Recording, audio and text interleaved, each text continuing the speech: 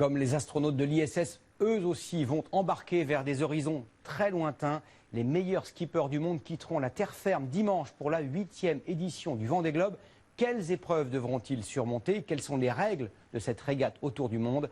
Les réponses de Sylvain Mulenvoie, Jean-Luc Pérez et Pierre Jampinet dans notre Minute pour comprendre. Ils sont 29 skippers, parmi lesquels 20 Français. Dimanche, ils vont franchir la ligne de départ située au large des Sables d'Olonne à 13h02 précisément. Immédiatement, ils descendent l'Atlantique, puis cap à gauche ou plutôt à bâbord. Tous les marins entament alors un tour de la Terre en passant par les 3 grands caps. Celui de Bonne-Espérance en Afrique du Sud, puis le cap Lewin en Australie et enfin le cap Horn au sud de l'Argentine.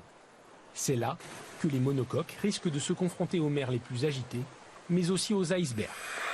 S'ils y parviennent, les concurrents remontent ensuite l'Atlantique jusqu'aux Sables d'Olonne. Depuis 1992, chaque édition est plus rapide que la précédente. Le record de l'épreuve a ainsi été établi par François Gabard il y a 4 ans, en 78 jours. Mais certains passent beaucoup plus de temps en mer.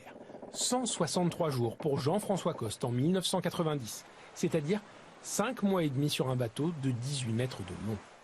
Difficulté supplémentaire, ce tour du monde en solitaire se déroule sans escale et sans assistance. En cas d'infraction à ce règlement, les skippers sont disqualifiés. Mais beaucoup sont également contraints à l'abandon pour des raisons techniques ou parfois médicales.